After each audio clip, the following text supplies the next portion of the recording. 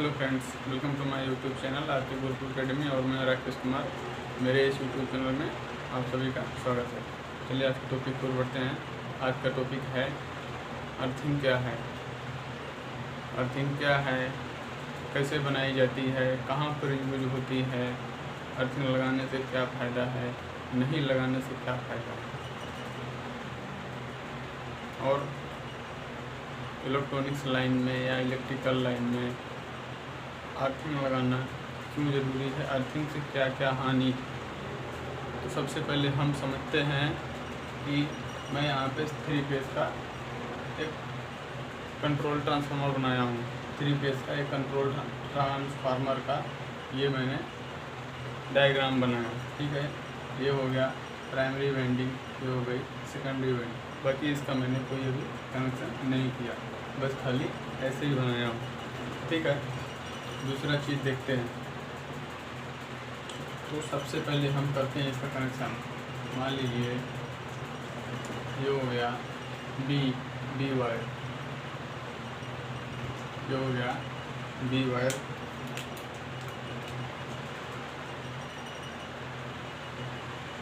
ये हो गया वाई वायर,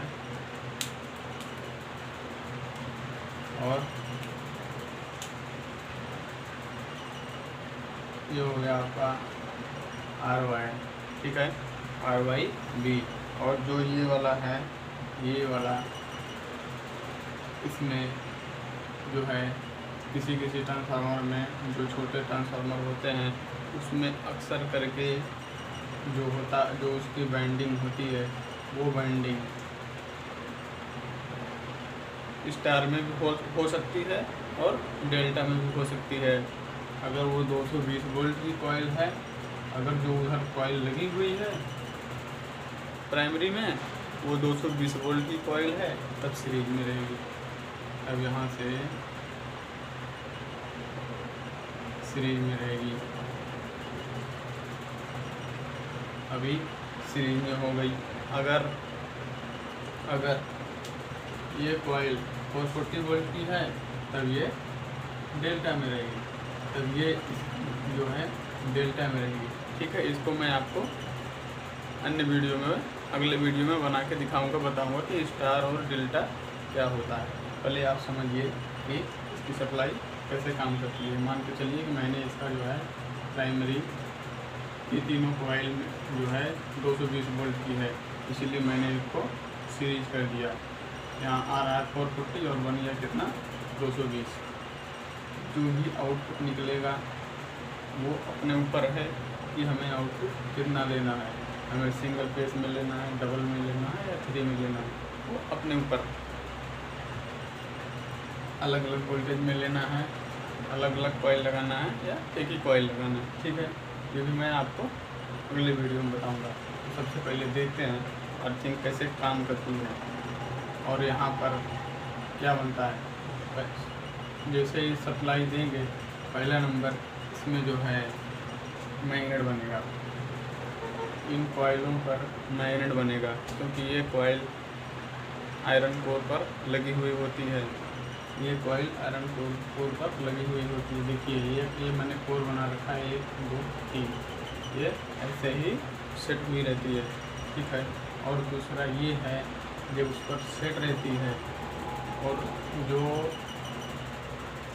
आपका सेकेंडरी वाली कॉइल होती है वो प्राइमरी वाली कॉइल से अटैच नहीं होती है। जो सेकेंडरी वाली कॉइल होती है वो प्राइमरी वाली कॉइल से अटैच नहीं होती है, वो अलग होती है। वो मैग्नेट के थ्रू आउटपुट में वोल्टेज मिलता है, मैग्नेट के थ्रू, न कि अटैच रहती है। इसीलिए इसको हम बोलते हैं आइसोलेटर ट्रांसफार्मर, क्योंकि इसको अगर हम टच करेंगे वायर को तो करंट नहीं लगेगा, क्योंकि जो यहाँ पर वोल्टेज बन रहा है वो वोल्टेज बन रहा है इसका मैग्नेट से, वोल्टेज यहाँ पे मैग्नेट से बन रहा है, ठीक है। दूसरा चीज़, जब सप्लाई देंगे, अगर हाई वोल्टेज सप्लाई देंगे, जब यहाँ हम हाई वोल्टेज पर सप्लाई देंगे तब मैग्नेट बनेगा, और जब मैग्नेट बनेगा जब भी मैग्नेट बनेगा, कोई भी चीज़ हो, बार बार रगड़ने से वहाँ पर मैग्नेट बन जाता है। कोई भी चीज़ हो, बार बार रगड़ने से, लगातार बार बार रगड़ने से वहाँ पर मैग्नेट बन जाता है। तो सेम टू सेम सिस्टम वैसे इसमें है। वैसे ही इसी सिद्धांत पर ट्रांसफार्मर काम करता है। इसी सिद्धांत पर जो भी आयरन कोर पर कॉइल लगाई रहती हैं, वो भी सारे इसी सिद्धांत पर काम करेंगे। ठीक है, आउटपुट मिला। अब ये आउटपुट जो है ये टर्निंग के ऊपर होता है कि इसमें जो वायर लपेटा हुआ है उसका टर्न क्या है, उसके टर्न के ऊपर होता है। ठीक है, इसको मैं आपको ट्रांसफार्मर वाली वीडियो में बताऊंगा।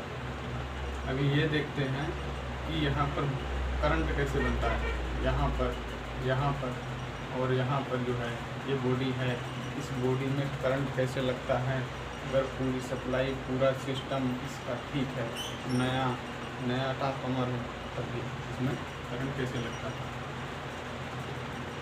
तो जब भी मैग्नेट बनेगा तो मैग्नेट बनने की वजह से इसकी कोर चार्ज हो जाती है, और जब भी कोर चार्ज हो जाएगी, अगर आप टेस्टर लगाएंगे, टेस्टर से टच करेंगे बॉडी में, तो बॉडी में टेस्टर भी ऑन होगा। क्योंकि मैग्नेट की वजह से यहाँ पे वोल्टेज बनना चालू हो जाता है। ये वोल्टेज कभी कभी इंसान के लिए घातक भी हो सकता है, लेकिन ये इस वोल्टेज से इंसान मरता नहीं है। जब भी टच करेगा उसको एक बार झटका लगेगा, फिर उसके बाद ये डिस्चार्ज हो जाता है, यहाँ का मैग्नेट डिस्चार्ज हो जाएगा, मैग्नेट का मैग्नेटिक ख़त्म हो जाएगा। ठीक है, अब देखते हैं ये हो गया, ये समझ में आ गया। अब दूसरा चीज़, अब इस ट्रांसफार्मर का लोड, चाहे जहाँ देंगे, मान लीजिए हीटर में दे दिया। 1 मिनट रुकिए आप। तो इसकी वजह से जब इसमें मैग्नेट बनेगा तो मैग्नेट की वजह से ये बॉडी चार्ज हो जाएगी, तब इसमें करंट आएगा, करंट लग जाएगा। ठीक है, ये बता दिया आपको। अब बात करते हैं इस हीटर में कैसे करंट आएगा, इस हीटर के बॉडी में कैसे करंट लगेगा। सबसे पहले इसका हम कोई भी कनेक्शन ऐसे ही कर लेते हैं। मान लो कि एक ले लिया, ऐसे ही आपको दिखाने के लिए कर रहा हूँ मैं। इसका कोई भी कनेक्शन ले लेता हूँ। ये हीटर 220 वोल्ट का है। एक कॉइल 220 वोल्ट की है, मैंने डायरेक्ट लगा दिया, ना कोई फ्यूज लगाया, ना कोई ब्रेकर लगाया, कुछ भी नहीं लगाया, डायरेक्ट लगा दिया। तो क्या होगा, अब जो चीज़ पहले यहाँ मैग्नेट बन रहा था वो यहाँ भी बनेगा और यहाँ भी बनेगा, क्योंकि सप्लाई वही है। और सप्लाई जहाँ भी रहेगी, जब निरंतर सप्लाई चलती है, निरंतर घर्षण होता है, तो वहाँ पे मैग्नेट बनता है। तो यहाँ मैग्नेट बनेगा, यहाँ पर मैग्नेट बनेगा, लेकिन इतना मैग्नेट नहीं बनेगा कि वो कागज़ को पकड़ सके या लोहे को अपनी तरफ खींच सके। बस इतना मैग्नेट बनेगा कि उसमें अगर आप टेस्टर लगाएंगे तो पता चलेगा कि बॉडी में करंट है। ठीक है, अब बात करते हैं अर्थिंग की। अर्थिंग क्या है उसकी बात करते हैं। तो अर्थिंग वो चीज़ है जो ज़मीन में बनाई जाती है, जो ज़मीन में 10 फीट नीचे उसको गड्ढा खोद के प्लेट रोड से बनाई जाती है या प्लेट पाइप से बनाई जाती है। अर्थिंग प्लेट भी होती है, उसको जीआई की भी लगाते हैं, कई बार तो जीआई की लगाते हैं, नहीं तो कॉपर की लगाते हैं। और पाइप को और स्ट्रिप भी लगाते हैं उसमें। सब हर जगह अपने हिसाब से लोड के हिसाब से लगता है। तो ये है अर्थिंग, ये है इसका प्लेट, ये है इसका प्लेट, और ये है इसका इलेक्ट्रोड। इलेक्ट्रोड रोड को बोलते हैं, इलेक्ट्रोड रोड को बोलते हैं। जो यहाँ से यहाँ तक आया तो ये पूरा हो गया अर्थिंग। जैसे कि यहाँ एक नंबर में है अर्थिंग। अब दूसरे नंबर के देखते हैं अर्थिंग की ज़रूरत क्यों है। अर्थिंग की ज़रूरत क्यों है? अर्थिंग की ज़रूरत इसीलिए है ताकि कोई भी इलेक्ट्रिक इक्विपमेंट हो, कोई भी इलेक्ट्रिक मशीन हो, जब भी वो चलती है, जब भी सप्लाई देते हैं, तो जैसे मैंने बताया कि मैग्नेट के थ्रू उसमें उसके बॉडी में मैग्नेट बनता है और मैग्नेट के थ्रू वहाँ पर जो है चार्ज वोल्टेज बन जाता है। जब भी बॉडी को टच करेंगे तो हल्का करंट लगेगा, फिर उसके बाद बॉडी डिस्चार्ज होएगी तो फिर करंट नहीं लगेगा।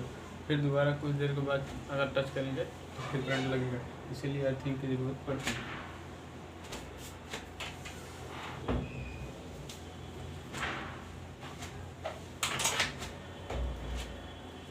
इसीलिए अर्थिंग की ज़रूरत पड़ती है। जब अर्थिंग हम लगा देंगे तो कभी भी बॉडी चार्ज नहीं होगी, कभी बॉडी में करंट नहीं आएगा। ठीक है, ये समझ में आ गया। और इसको हम अनेक तरीके से यूज कर सकते हैं। इसको हम अनेक तरीके से यूज कर सकते हैं, जैसे कि लाइटिंग अरेस्टर बना सकते हैं। लाइटिंग अरेस्टर बोले तो जो आसमानी बिजली गिरती है उस बिजली को रोकने के लिए लाइटिंग अरेस्टर बनाया जाता है। वो लाइटिंग अरेस्टर इस तरह होता है, इस तरह से होता है। और ये जो है ना, ये ऊपर छत पर लगा होता है, ये ऊपर छत पर लगा होता है। जब भी बिजली गिरती है तो इसी लाइटिंग अरेस्टर पर बिजली गिरती है, और ये हम इसको बनाते हैं आयरन का या GI का। लेकिन यहाँ से इसको ग्राउंडिंग करना पड़ता है, तो इसको ले जाते हैं कहाँ पे? ज़मीन में। ज़मीन से ग्राउंड कर देते हैं ताकि जब भी बिजली गिरे किसी पे गिरे, छत पे ना गिरे, छत पे कोई नुकसान ना हो, और ये बिजली सीधा ज़मीन में चली जाए। ये बिजली सीधा ज़मीन में चली जाए। और अगर मशीन की बॉडी में लगाएंगे तो मशीन में करंट नहीं आएगा, मशीन की बॉडी में करंट नहीं आएगा, तो कोई भी काम कर सकता है। अगर एक बार वो सेफ्टी को नहीं अपना रहा है तो फिर भी उसे बॉडी को टच करने से, मशीन की बॉडी टच करने से उसे करंट नहीं लगेगा। ठीक है, अब बात करते हैं सॉलिडली अर्थिंग क्या है। सॉलिडली अर्थिंग का मतलब है कि इसको हम डायरेक्ट यहाँ से ले जाके बॉडी में अटैच कर देंगे, चाहे उसके बॉडी में हो गया, चाहे इसके बॉडी में हो गया, कहीं भी हो गया। अब यहाँ से ले जाके अगर सीधा अटैच कर देंगे बिना किसी फ्यूज के, बिना किसी ब्रेकर के, अगर उसको हम अटैच करते हैं तो उसको बोलते हैं सॉलिडली अर्थिंग। ठीक है, अब बात करते हैं अर्थ इलेक्ट्रोड क्या है। अर्थ इलेक्ट्रोड जो पाइप लगी होती है या जो रोड लगी होती है उसको हम बोलते हैं अर्थ इलेक्ट्रोड, जिससे कि हम बाहर को वायरिंग करके, अर्थिंग वायरिंग करके ले जा सकते हैं, किसी मशीन में या किसी भी उपकरण में लगा सकते हैं। ठीक है, ये समझ में आ गया आपको। अब देखते हैं अर्थिंग लीड क्या है। अब देखते हैं 5 नंबर, अर्थ लीड क्या है।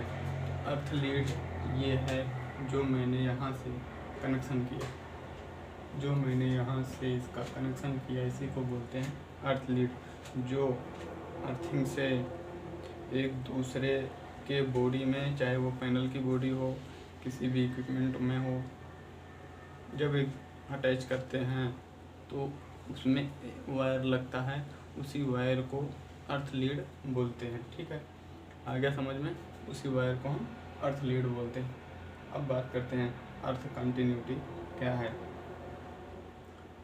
अब हम बात करते हैं अर्थ कंटिन्यूटी क्या है।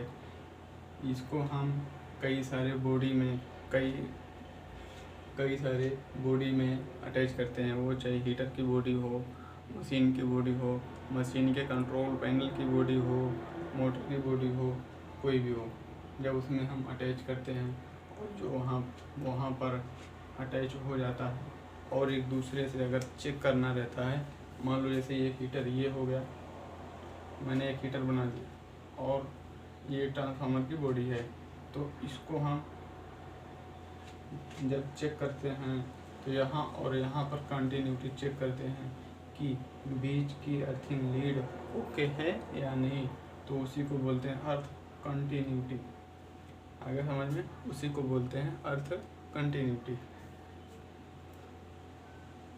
अब बात करते हैं अर्थ रेजिस्टेंस क्या है। अर्थ रेजिस्टेंस वो चीज़ है, ये आ गया अपना 7 नंबर। अर्थ रेजिस्टेंस क्या है? अर्थ रेजिस्टेंस वो चीज़ है जो ये बताता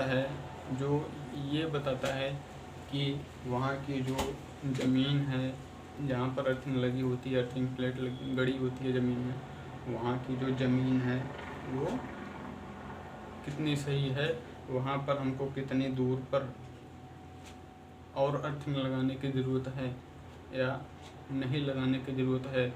जो ये दो अर्थिंग के बीच की दूरी जो होती है वो फिट में होती है, वो ज़्यादा से ज़्यादा 5 फीट या 3 फीट की दूरी रखना चाहिए।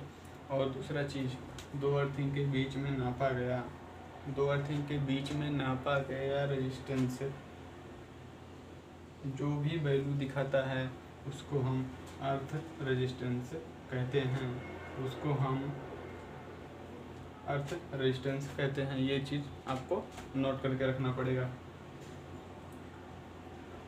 लेकिन ध्यान रहे, जब भी हम अर्थ रेजिस्टेंस चेक करते हैं तो हमें अर्थिंग के जो अर्थिंग लीड है उसको ओपन करके ही चेक करना पड़ेगा। अगर ओपन करके नहीं चेक करेंगे तो मान लीजिए कि ये भी ला के अटैच कर दिया इसी में और ये भी ला के अटैच कर दिया, जब इसी में अटैच कर दिया तो यहाँ का रेजिस्टेंस नहीं बताएगा, बल्कि ये वायर का रेजिस्टेंस है, आपको अर्थिंग लीड का रेजिस्टेंस बताएगा, लेकिन घर का नहीं बताएगा। ये चीज़ें आपको ध्यान में रखना पड़ेगा। अब बात करते हैं अर्थिंग के प्रकार। तो अर्थिंग के 2 प्रकार होते हैं। अर्थिंग के 2 प्रकार होते हैं। पहला नंबर होता है पाइप वाला, जो पाइप वाली अर्थिंग बनती है। दूसरा नंबर होता है रोड वाली अर्थिंग। पहला नंबर पाइप वाली अर्थ, ये हो गया रोड वाली अर्थ। जैसे मान लीजिए ये मैंने बना दिया पाइप वाली अर्थिंग। अगर रोड वाली अर्थिंग की बात की जाए तो यहाँ पे एक रोड लगा रहता है, कॉपर का हो गया, हम कॉपर का भी लगा सकते हैं, प्लेट को भी और रोड को भी। ठीक है, आई होप कि आपको ये वीडियो पसंद आया होगा। अगर वीडियो पसंद आया है तो लाइक शेयर और सब्सक्राइब जरूर करें। मिलते हैं नेक्स्ट वीडियो में।